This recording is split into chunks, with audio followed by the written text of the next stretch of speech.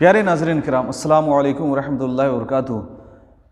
غسل کے مکمل طریقہ کے بعد میں آپ کے سامنے وضو کا مکمل طریقہ بتانے کے لیے حاضر خدمت ہوا ہوں۔ آپ ہمارے اس ویڈیو کو آخر تک ضرور دیکھیں انشاءاللہ۔ بہت ساری ایسی چیزیں جو آپ توجہ نہ دیتے ہوں گے وضو کرتے وقت، اس ویڈیو کو دیکھنے کے بعد آپ ضرور توجہ دینا شروع کر دیں گے، اس لیے کہ وضو کو نماز کی چابی کہا گیا ہے۔ یعنی جس طرح تالا بغیر چابی کے نہیں کھلتا، ایسے ہی وضو مکمل ہوئے بغیر آپ نماز ادا کریں گے تو نماز بھی وہ درست نہیں ہوگی۔ یعنی اس طرح سے آپ چاہے جتنی نمازیں ادا کر لیں، آپ کی نماز درست نہیں ہوگی۔ تو وضو کے اندر سب سے اہم چیز یہ ہے کہ 4 فرائض ہیں۔ وضو کے اندر 4 فرائض ہیں اور باقی سنتیں ہیں۔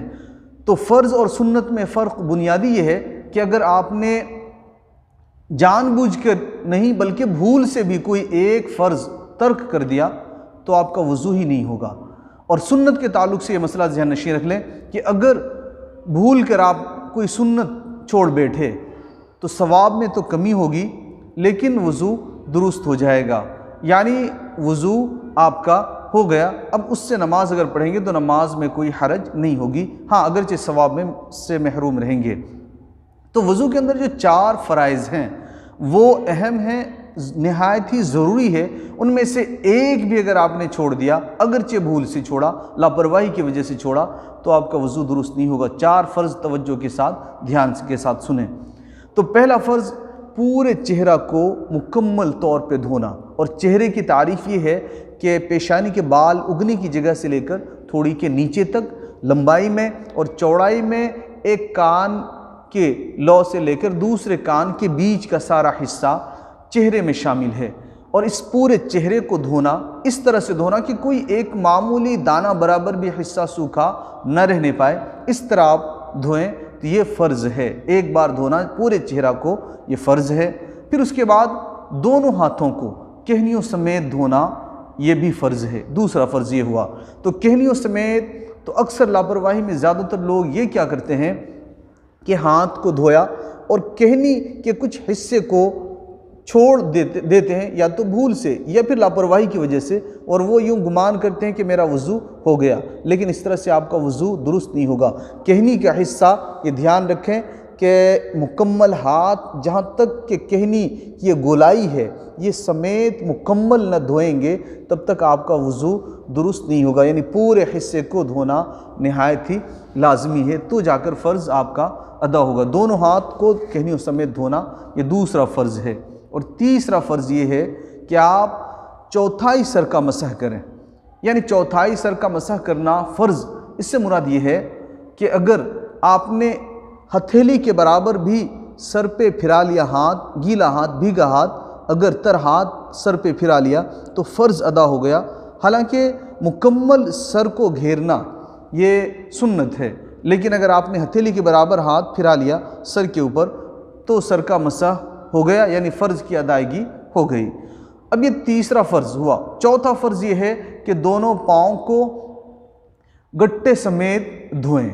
تو دونوں پاؤں کو دھونے میں یہ دھیان رہے کہ جو ابھری ہوئی ہے ٹخنے کی ہڈی، وہ ہڈی سمیت آپ اگر دھوتے ہیں تو یہ فرض کی ادائیگی ہوگی۔ اگر آدھے حصے کو دھویا آپ نے اور آدھا حصہ چھوڑ دیا تو یہ ادھورے طور پر دھونا فرض کی ادائیگی نہیں ہوگی، اور اس طرح سے آپ جتنی نمازیں پڑھیں گے وہ نمازیں بھی ادا نہیں ہوں گی۔ تو لہٰذا چوتھا فرض، دونوں پاؤں کو ٹخنوں سمیت دھونا۔ تو یہ دھیان رکھیں کہ پہلا پورا چہرہ کو دھونا، دوسرا دونوں ہاتھوں کو کہنیوں سمیت دھونا، اور تیسرا چوتھائی سر کا مسح کرنا، اور پھر چوتھا فرض دونوں پاؤں کو ٹخنوں سمیت دھونا، یہ فرض ہے۔ اب اس میں سنتیں کیا کیا چیزیں وہ بھی اختصار کے ساتھ آپ کو بتا دوں تاکہ وضو کرتے وقت آپ ثواب سے بھی محروم نہ رہیں۔ تو سب سے پہلے سنت یہ ہے کہ آپ قبلہ رو ہو کر وضو کرنے بیٹھیں، پھر اس کے بعد نیت کریں، یعنی وضو کی نیت کہ نیت کرتا ہوں میں وضو کی پاکیزگی کی، لیکن نیت عربی زبان میں کرنا کوئی ضروری نہیں، آپ ارادہ کر لیا آپ نے وضو کرنے کا، یہی نیت ہے۔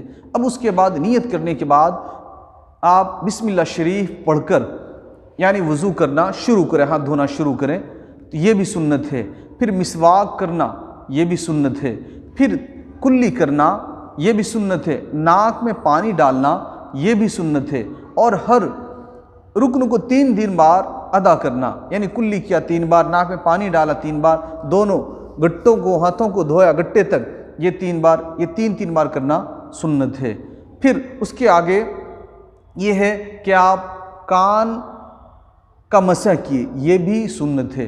مسح کرتے وقت پورے سر کو گھیرنا یہ بھی سنت ہے۔ گردن کا مسح کرنا یہ مستحب ہے۔ تو یہ چیزیں جو سنت ہیں، تو عام طور پہ یہ بھی لوگ وضو کے اندر لاپرواہی کی وجہ سے مسح کرتے وقت الگ الگ طریقے سے یا پھر نئے انداز سے مسح کرتے ہیں۔ اس کا مکمل طریقہ آج آپ انتہائی دھیان سے توجہ کے ساتھ دیکھیں کہ مسح کرنے کا مکمل طریقہ کیا ہے۔ آپ توجہ کے ساتھ دیکھیں کہ دونوں ہاتھ کی 3 انگلیوں کو آپ ملائیں، دونوں ہاتھ کی 3 اور انگوٹھا اور شہادت کی انگلی کو جدا رکھیں، پھر پیشانی کے پاس جہاں پر بال اگنے کی جگہ ہے وہاں پر رکھیں، اور رکھتے ہوئے پیچھے کی طرف، یعنی ہتھیلی بھی سر سے نہ لگے، پیچھے کی طرف کھینچیں، جہاں تک بال ہے وہاں تک کھینچیں، پھر اور یہ دھیان رکھیں انگوٹھا اور شہادت کی انگلی جدا رکھیں۔ پھر اس کے بعد ہتھیلی کا جو حصہ ہے، ہتھیلی کا حصہ اس طرح سائیڈ والے بال کے حصے پر رکھیں اور آگے کی طرف کھینچیں۔ اب دونوں انگلیاں بچیں، انگوٹھا اور یہ شہادت کی انگلی، تو شہادت کی انگلی سے کان کا مسح کریں، اندر کے حصے کا، اور انگوٹھے سے باہر کے حصے کا مسح کریں، اور ہتھیلی کے پشت کا جو حصہ رہا اب اس سے گردن کا مسح کریں۔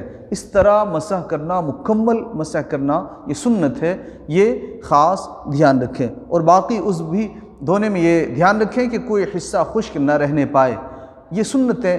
اور انشاءاللہ دیگر اور بھی چیزیں ہیں، لیکن وقت کے اختصار کا لحاظ کرتے ہوئے جو ضروری چیزیں ہیں وہ میں نے آپ کو بتا دی۔ دعا ہے کہ اللہ تبارک و تعالی